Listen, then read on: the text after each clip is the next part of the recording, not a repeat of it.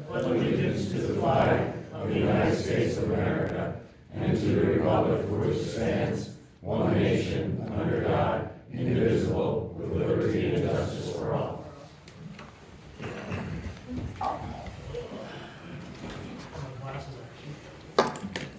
Report on any executive sessions that were held. They were done. Public comment?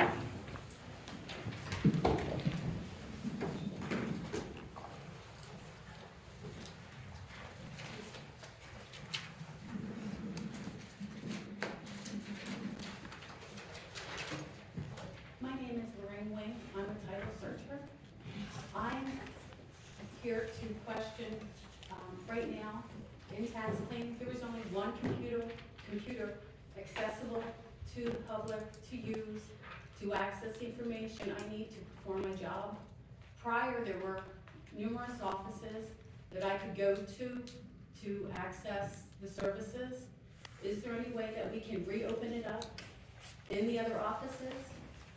And then my question is, these files were scanned, were they archivally scanned, so that perhaps in future we could access them online? And the next question I have is, I'd like to know what the county policy is for photocopying. For 29 years, I was told it was office by office, and that I was prohibited from making any kind of copy through cameras, my cell phone, or a scanning device. Tax claim and other offices have sensitive information. At present, there are county office who is on a social media page, the picture of that office. My question is, if our offices here have sensitive information, there are people who have more computer skills than I, could take that picture, blow it up. So isn't the public at risk that this sensitive information that's found on social media platforms would give someone, a chance of being hacked or so forth? So I would like to know what the county's position is for photography. The other thing is, as a title searcher, I'm dependent on all the offices in here. The county employees have been wonderful. However, when I go to tax claim, if I have a problem, I go to Deb Dash. That's not to say that the other employees there have not been helpful, but Deb seems to be my go-to person. On Thursday, I had a problem in that office. Came back on Friday, the problem has been resolved. So, if you could just explain to me what these rules are, and perhaps we could get them posted throughout the courthouse. That way there would be no more ambiguity. Thank you. You're welcome. Thank you. Okay. Any other public comment?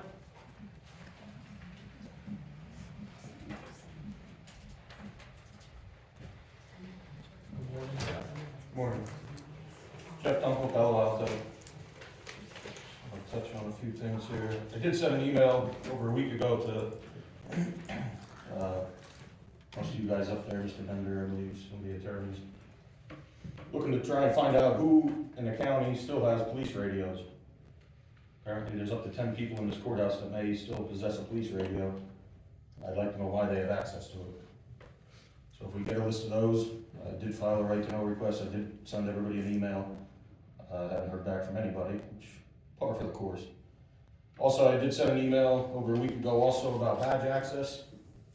There's some people from the public that have full access without proper security screening to the courthouse that is not county employees.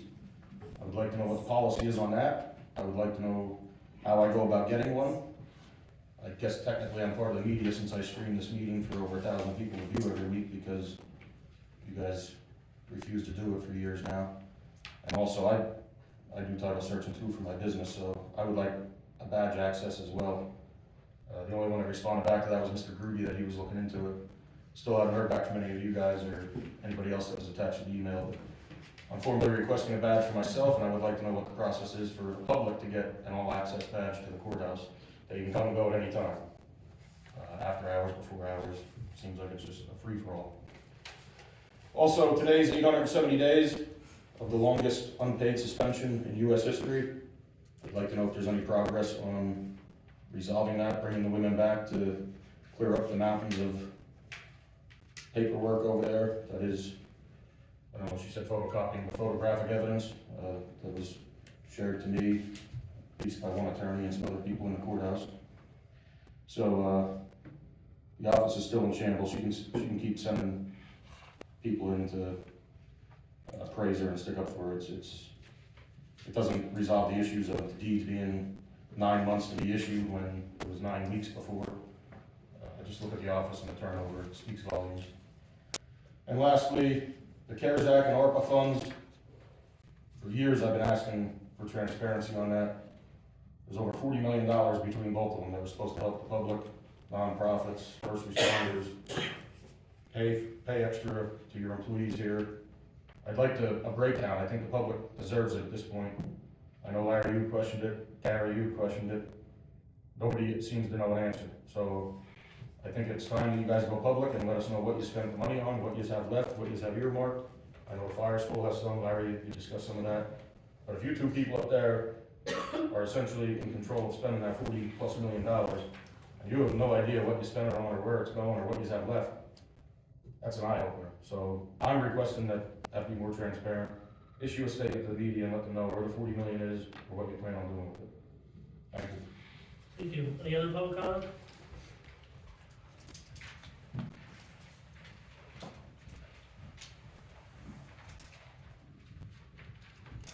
Melinda Dybert, North Manheim Township. I don't think I missed it. Maureen Barnes, deputy from the sheriff's office, recently retired. And I do not believe that we had any sort of public announcement or recognition for her many years of service. She was a tremendous asset to the county sheriff's office. So I just wanted to get that out there. Great job, Maureen. Recently, I believe it was last week, I was glad to see that can you hear me? The west end of Schuylkill County was able to get some TV news coverage for their issue out there. Not surprising that NSP did not have a comment for the news reporter. Amelia Sack is her name. She did a great job. She does plan on coming back to cover more issues in Schuylkill County, so awesome. Great job there.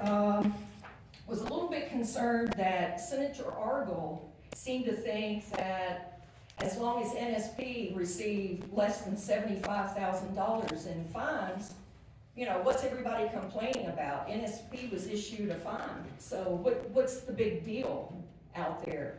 This is a problem these people are still continuing to live with. Now, it was said by the news reporter that officials are forming committees. I hope that some of the homeowners are going to be placed on these committees. Have any of you commissioners been alerted that you're going to be appointed to a committee?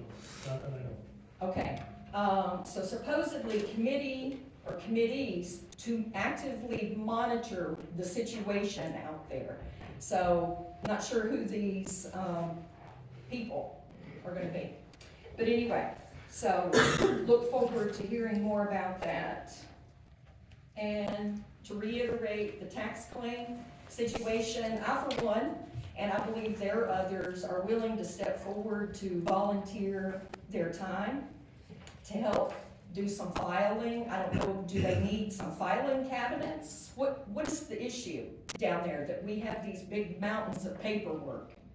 But I am willing to come in to volunteer, and like I said, I've spoken to other people who are willing to come in and donate their time to help sort through things, get the situation under control.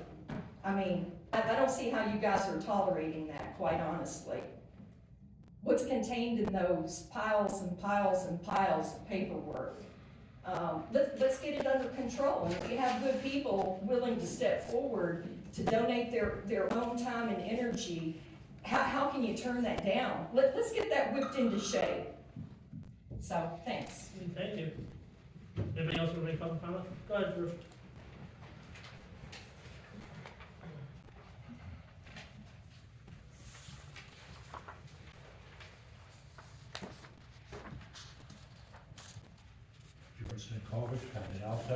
Once again, I'm gonna bring up about senior citizens.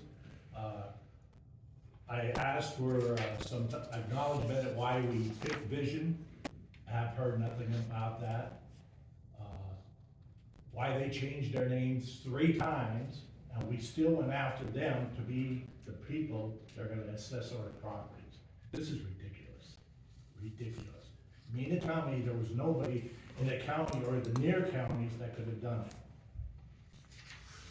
And I just think it's ridiculous. Once again, we're seeing senior citizens and veterans losing their homes. Report out this past month, for January, is another 2% of the United States citizens are losing their homes. Losing their homes. And it's because of economy, I agree, and property tax, especially school. Now, I see in the news the other day, yesterday in fact, the governor is gonna get more funds for the schools. Does that mean we're gonna have less property tax? Or is this funds that they're gonna just spend wherever they wanna spend it? I think it's time to look into these situations. It's time that they step up to the plate and use the money properly. They're just spending, spending, spending, and they don't care where it goes. People are losing their homes, that were paying their taxes as much as anybody can do. But for whatever reason, losing jobs, senior citizens, whatever the situation is, we gotta look into this. We have to look into this. And I'm telling you, and I'm telling anybody out there in Zoom and people here, if anybody is gonna lose their home, then I think we should be just like these families, these 4 or 5 families that sued the county, because I'm telling you right now, if I ever lose my home because of taxes, especially school taxes, I will be one of them. I will be one of them.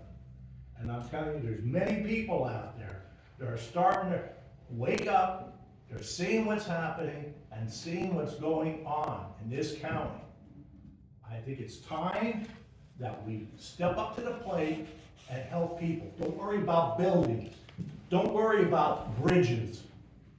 What was that, 4.2 million that they put that bridge over there in St. Clair? That's ridiculous.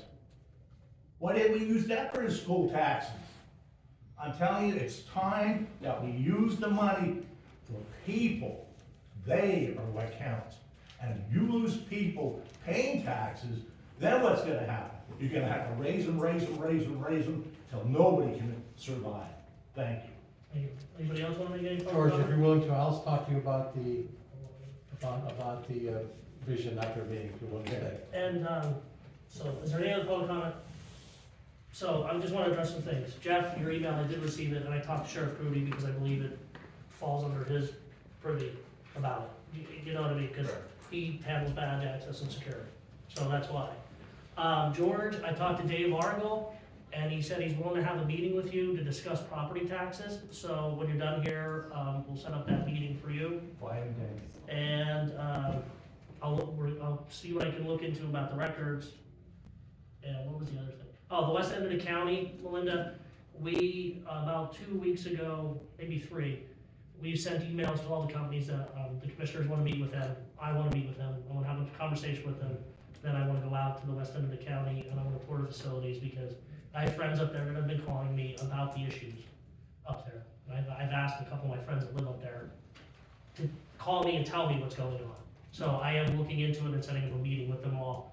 And my stance on it is they have to be a good neighbor. So that's And see if you can find out, because I think State Rep Joanne Stair had stated that surface water testing is being done. See if you can find out the results of any surface water testing.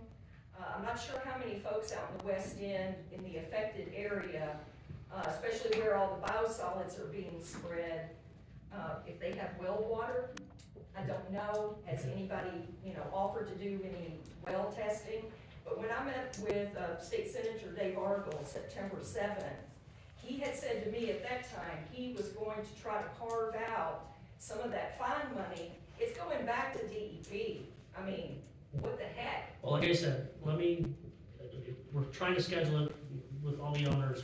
I think there's 3 of the companies, right, Gary, that we reached out to? 3? 3 of the owners of the companies that we reached out Yes. to? And one company just changed hands. And so we're trying to schedule that person. We're trying to get all the 3 concerning companies in and talk to them. Okay, thank you, And I then- appreciate that. So I just wanted to say, I'm gonna try to get people answers for Saturday. Thank you. I might not be able to respond instantly, but Right. we're gonna try. Thank you. Okay, so let's move on with, the grant writers.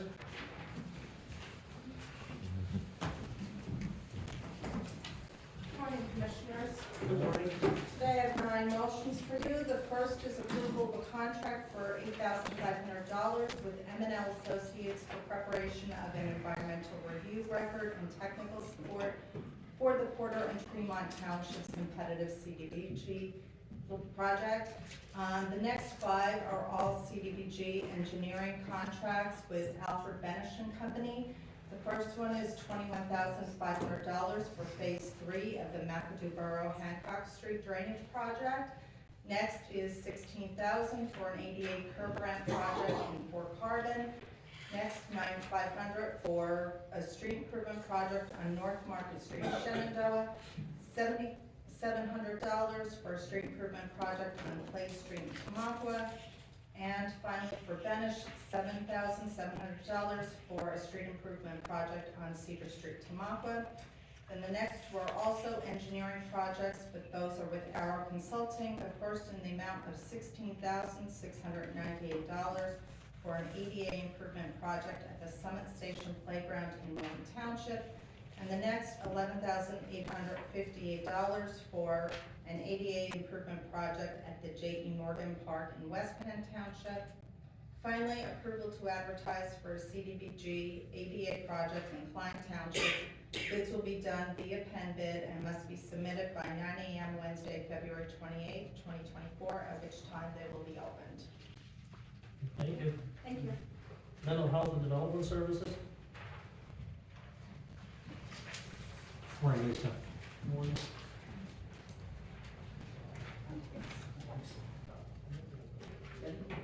I have one item for the Mental Health and Developmental Services Office. It's, we're asking approval for Amendment 1 to the SAM contract for fiscal year 22-23. A total increase of $275,165, and that's just due to changes within our allocation for that fiscal year. Thank you. Thank you. Domestic relations.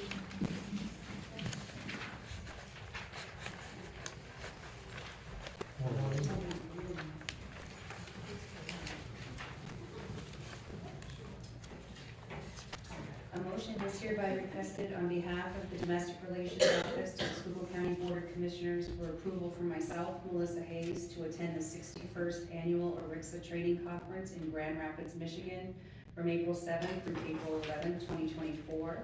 ARICSA stands for the Eastern Regional Interstate Child Support Association. The total cost for the conference and travel will not exceed $2,500 and will include 4 overnight stays. The total cost for the conference and related travel will be paid from the Domestic Relations Incentive Fund and would be no cost to the county. Thank you. And this is something you have done year after year. Yes. I remember, right? Yes. Good. Thank you. From what I understand, the only reason you have to ask is because the county policy limits to 3 nights, right? It's limited to 3 nights, so this So would you be get 4 your nights. special permission. And Yes. like I said, we've heard good results about your attending that conference, and thank you for serving the county. Thank you. Thank you. Office of Senior Services. Morning, Morning, Commissioners. Deanna. Good morning. Approval of an addendum to extend the contract for fiscal year 23-24 with WA2 doing business as Family Home Medical Support Services of Mount Carmel, PA for personal care services.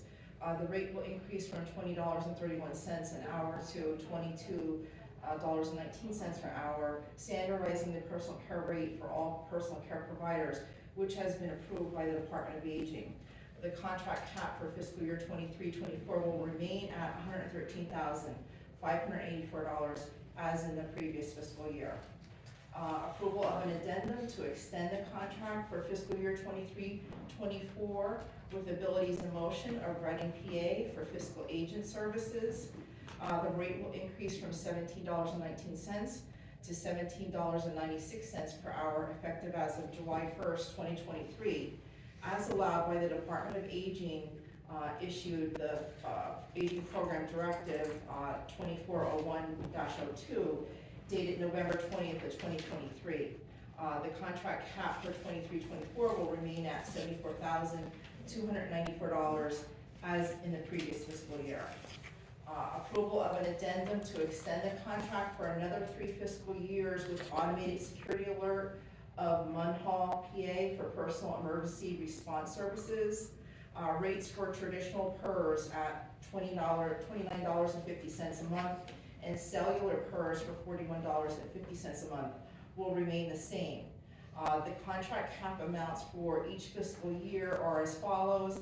It's $8,796 for each fiscal year 23-24, 24-25, and 25-26. Thank you. Schuylkill County Transportation Authority. Yes, on behalf of the authority, commissioners, seeking approval to reappoint Mike McCord of St. Clair to the Schuylkill County Transportation Authority Board for a 5-year term, January 1st, 2024 through December 31st, 2028.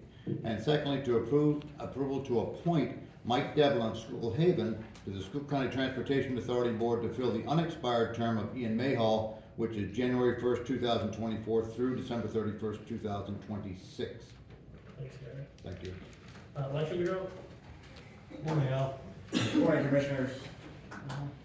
Al Brykowski, representing the Election Bureau of Schuylkill County. I'm here to ask for a motion for approval to award a 4-year contract to Phoenix Graphics Incorporated for printing election day ballots and printing and mailing of absentee and mail-in ballots for the primary and general elections for the term through January 1st, 2024 to December 31st, 2027 at the following costs.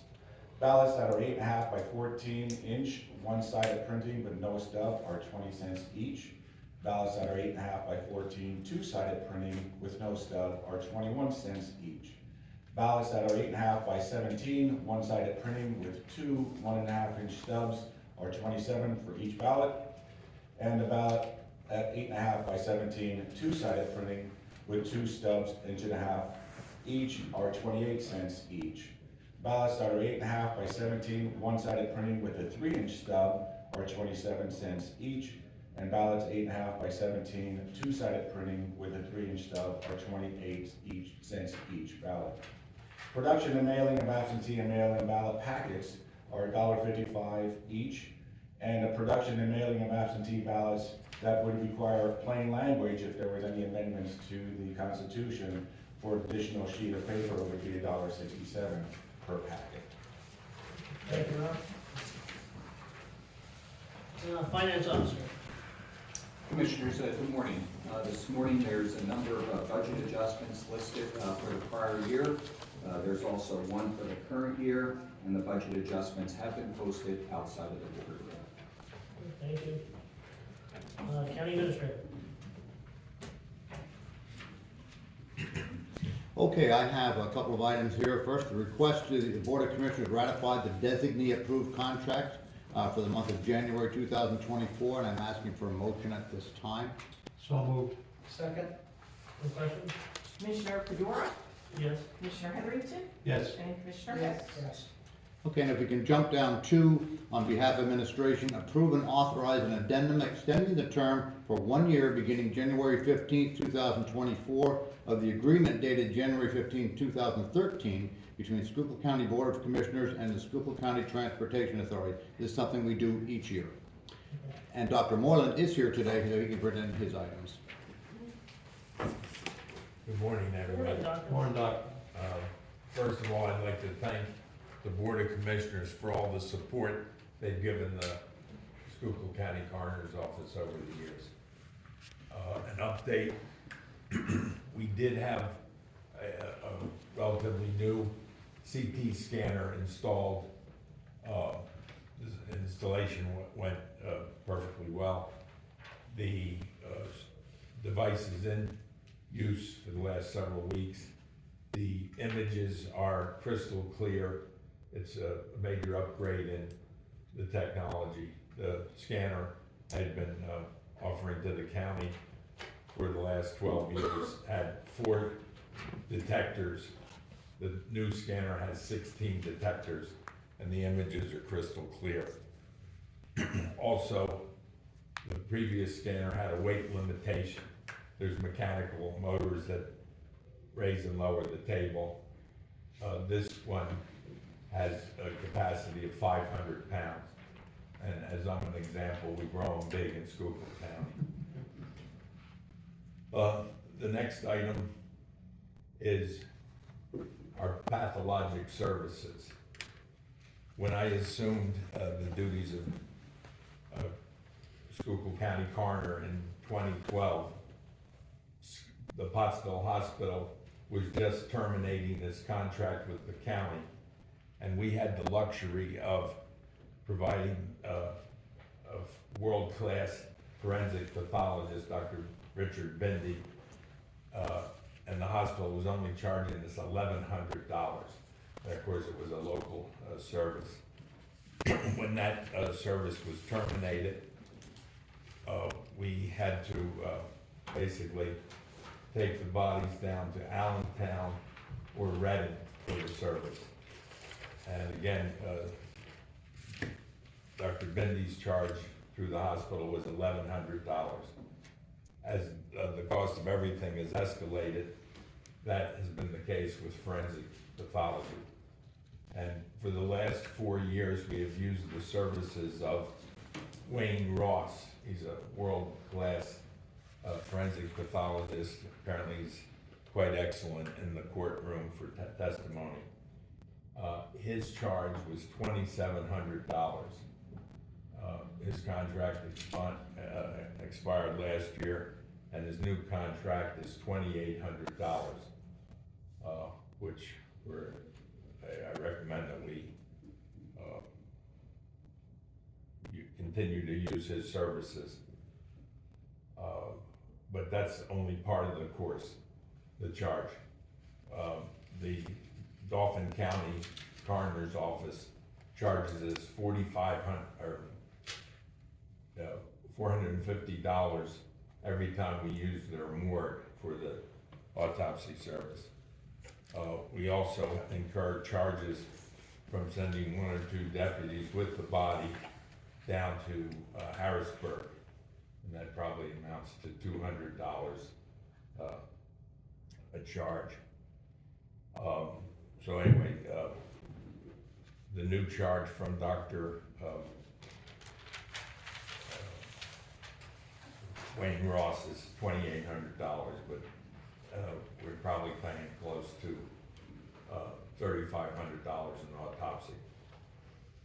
I have a solution to this major expense in our budget, and that is to again hire Mary Pascucci. Dr. Mary Pascucci, I've known her for 20 plus years. She had performed pathologic services up in Hazleton for many years, and also served Luzerne County for their autopsies. In 2018, Mary had a change in her career, which took her to Baltimore.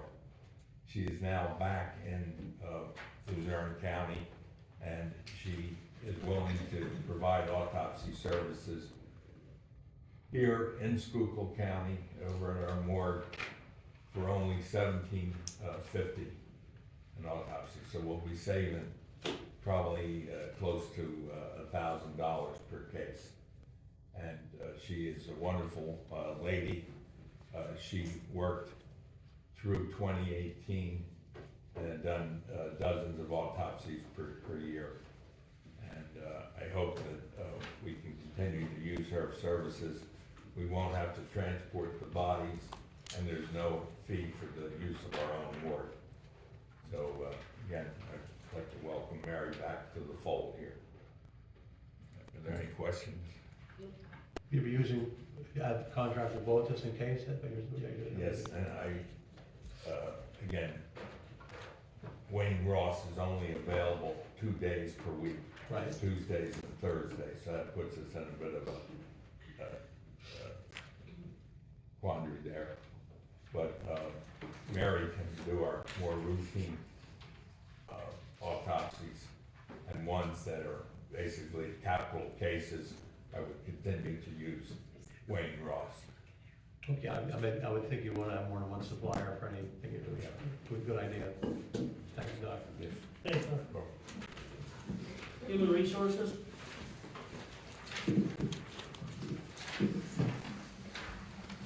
All right, Commissioners, we have an item, the Wellness Committee has met and is requesting approval for the use of the wellness funds to continue walking program, health screenings, and monthly topic programs for the County of Schuylkill employees in accordance with the 2024 Wellness Program proposal.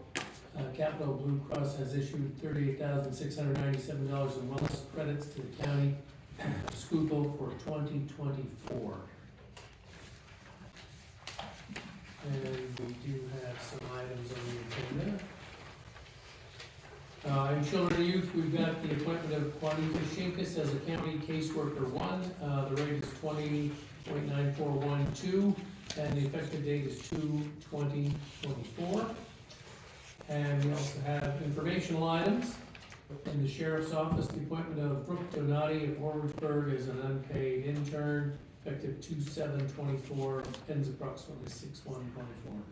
Sheriff's Office, the appointment of Jasmine Wright as an unpaid intern, effective 2/5/24, ends approximately 5/4/24. And the Public Defender rescinding the bar of Kenneth Kopzinski as an unpaid intern. In Domestic Relations, the promotion of Amber Wolf as a Case Officer 1, effective 2/12/24, that's coming from the Secretary 1 position. In Records Management, retirement of Colleen Ryan as Archivist, effective 1/31/24. In Soil Conservation, the resignation of Ryan McCloskey, Conservation Program Coordinator, effective 2/9/24. And in Children and Youth, the retirement of Linda Ricciardi, her type is 2, effective 2/23/24. And that is all. Thank you. Motion to adjourn. So moved.